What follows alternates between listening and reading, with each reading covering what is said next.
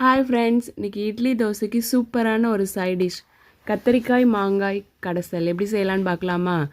First ஒரு குக்கரில் கத்தரிக்காய், பச்சை மிளகாய், சின்ன வெங்காயம், தோல் சீவி பொடி பொடியாக நறுக்குன மாங்காய், 2 தக்காளி, தேவையான அளவு தண்ணி சேர்த்து குக்கரில் 3 விசில் விட்டு எடுத்துக்கிறேன்.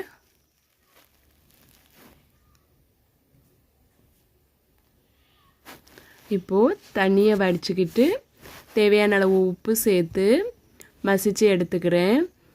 வடித்த தண்ணியை இதோட சேர்த்துக்கிறேன்.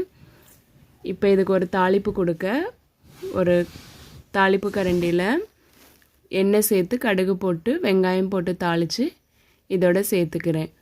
தோசையோடு சாப்பிட்டா சூப்பராக இருக்கும். சுவையான கத்திரிக்காய் மாங்காய் கடைகள் ரெடி. நீங்களும் செஞ்சு பாருங்கள். தேங்க்யூ.